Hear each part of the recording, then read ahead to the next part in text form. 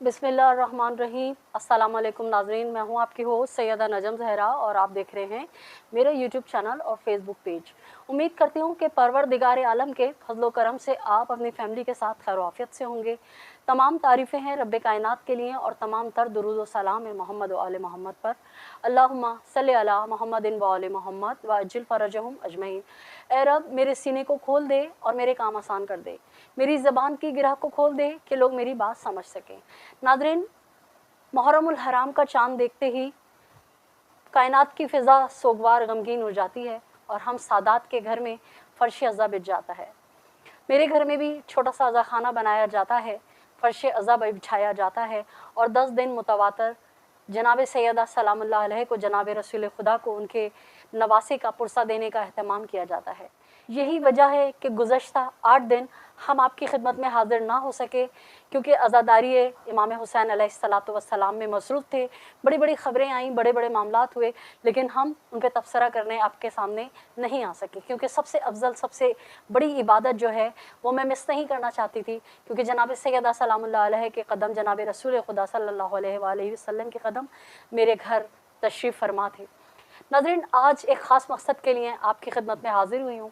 आज शब आशूर है, 9 मुहर्रम की रात गुजर चुकी है।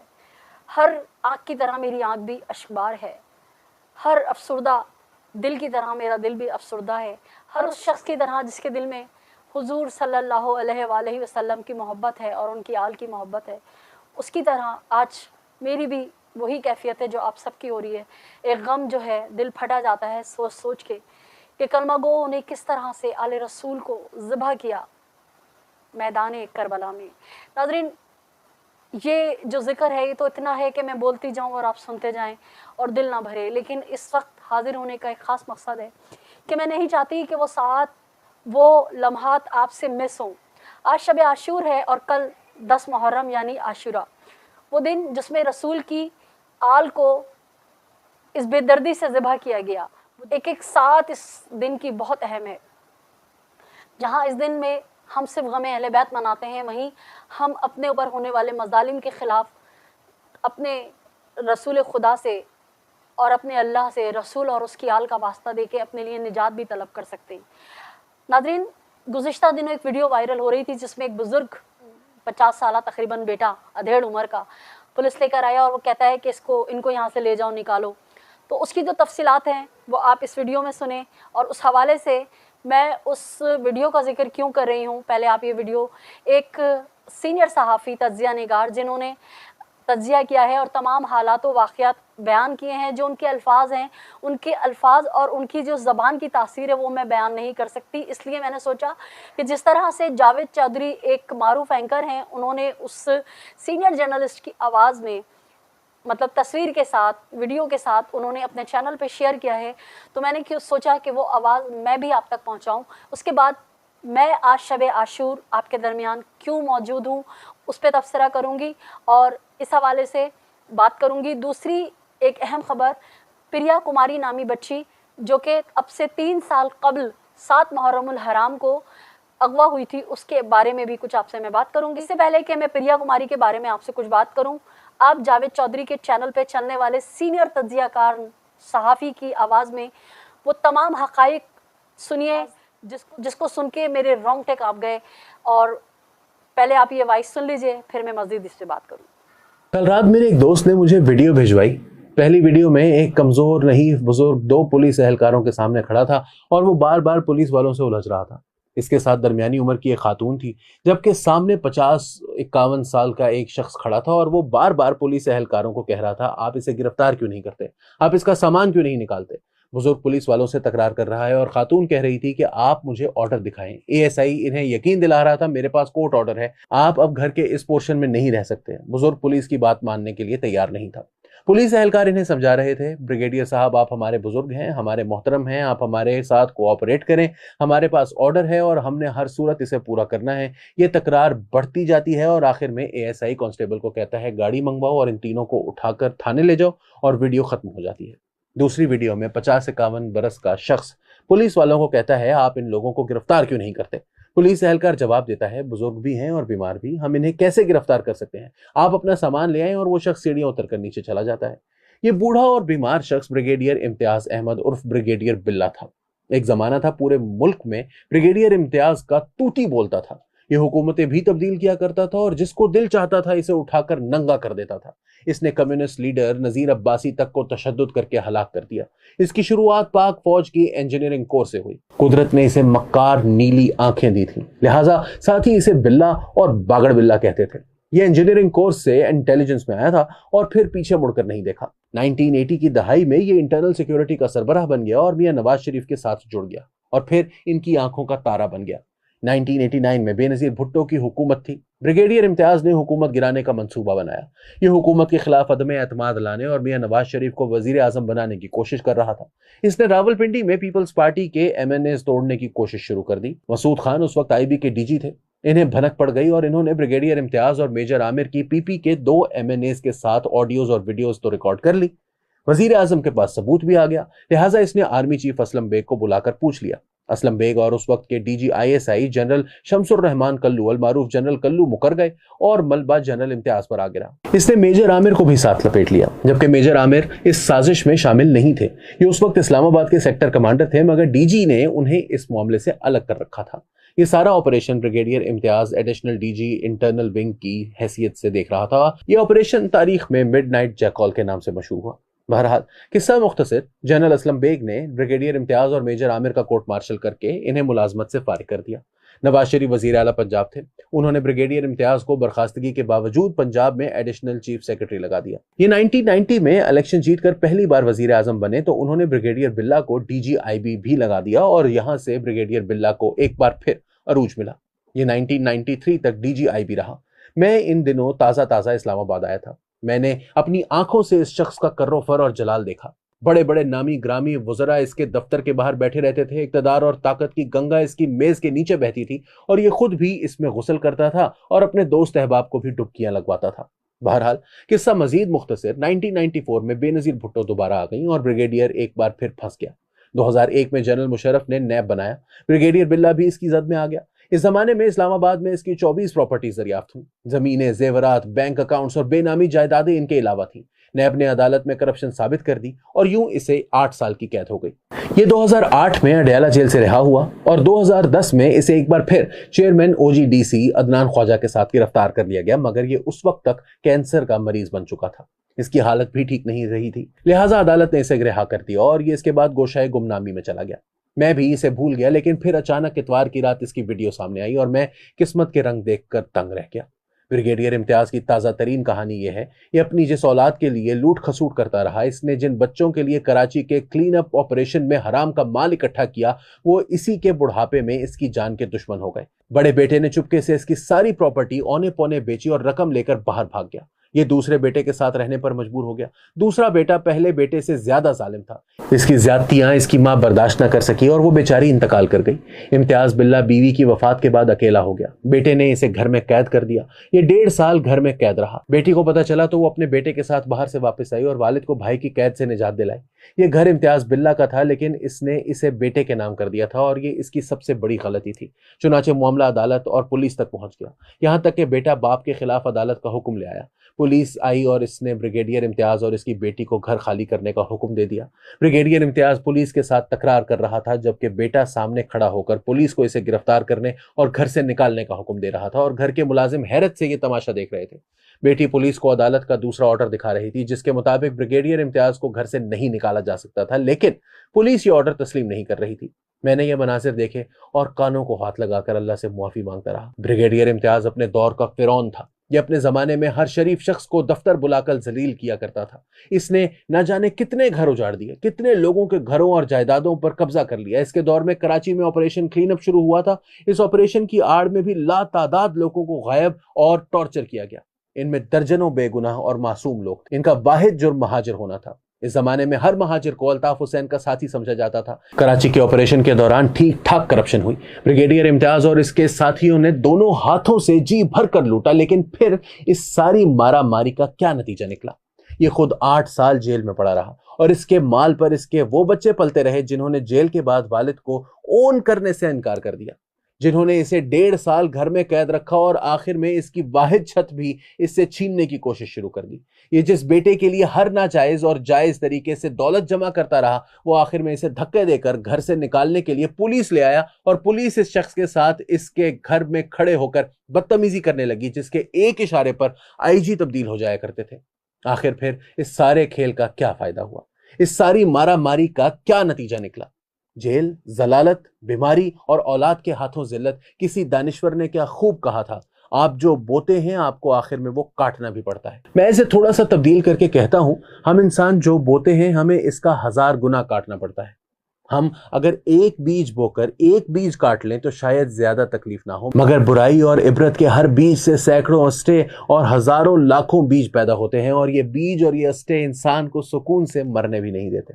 हम इंसानों को हर वक्त अल्लाह से डरना चाहिए और साथ इससे दुआ करनी चाहिए, या परवरदिगार आप हम सब से सब कुछ ले लो लेकिन हमें औलाद अच्छी इनायत कर दो, क्योंकि यही वो असासा है जो आखिर तक इंसान के साथ चलता है। अगर औलाद नालायक और जालिम निकल आए तो फिर इंसान रोज मरता और रोज दफन होता है, फिर जिंदगी जहन्नुम से बदतर हो जाती है। अल्लाह ताला ब्रिगेडियर इम्तियाज का सफर भी आसान बनाए। इंसान के लिए बेटे को पुलिस के साथ खड़ा देखना आसान काम नहीं होता, और इंसान को यह मंजर भी उस वक्त देखना पड़े जब बेटा बाप को घर से बाहर फेंकने के लिए पुलिस लेकर आया हो। अल्लाह सबको माफ करे, सबको अपनी अमान में रखे। सीनियर सहाफ़ी एंकर जावेद चौधरी के चैनल पर जर्नलिस्ट, सीनियर तज्जियाकार के रूह को तड़पा देने वाले, खौफ खुदा से लर्जा पैदा करने वाले जो अल्फाज, जो हक़ाइक़ ब्रिगेडियर इम्तियाज़ के हवाले से उन्होंने बयान किए, और वल्लाह मैं उस अंदाज़ में अगर उसको तहरीरी तौर पे लिख के बयान करती तो मेरी ज़बान में वो तासीर ना होती जो उन्होंने बयान किया।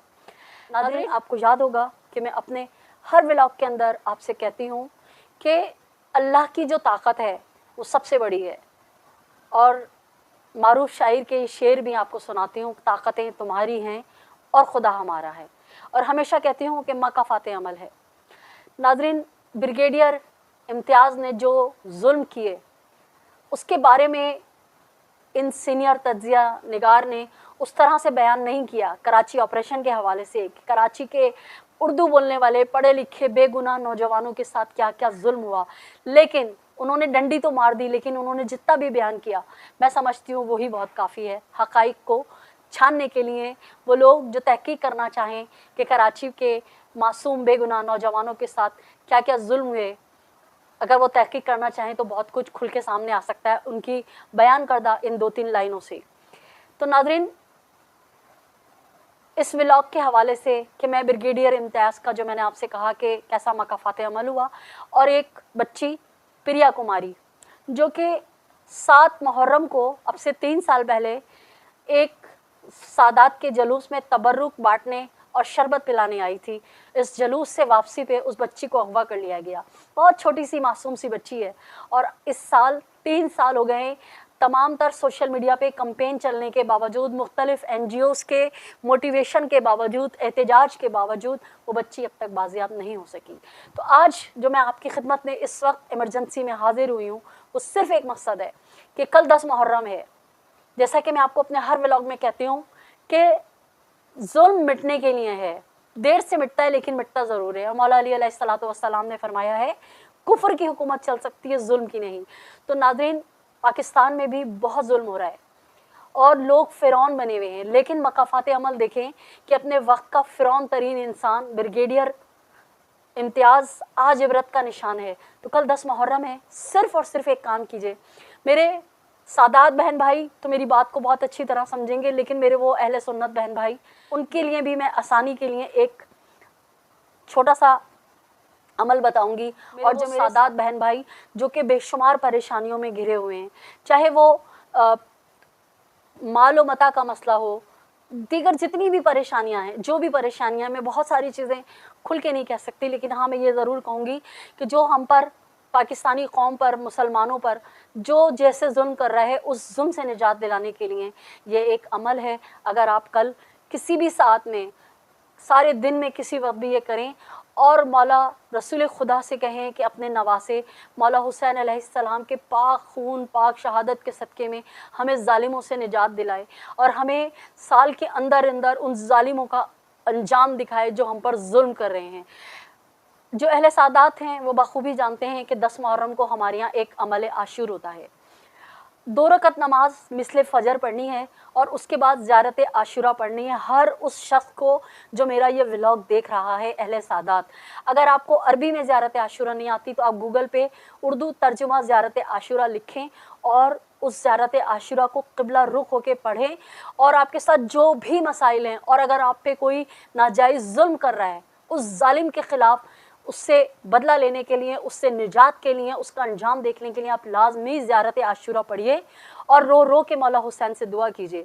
لیکن 2 رکعت نماز پڑھیے، نماز پڑھتی ہوں زیارت عاشورہ قربتاً اللہ، اور یہ نماز آپ ہدیہ کر دیں جناب مولا حسین علیہ السلام کو، اور زیارت عاشورہ پڑھیں عربی میں یا اردو میں، اور وہ پڑھ کے رو رو کے دعا مانگیں کہ مولا ہم پہ جو بھی جس طرح سے ظلم کر رہے ہیں ہمیں اس سے نجات دلائیں، آپ ہی ہمارے نجات دہندہ ہیں، آپ نے ظلم کے خلاف آواز بلند کی تھی تو آج ہر مظلوم کی آپ ہی آس ہیں۔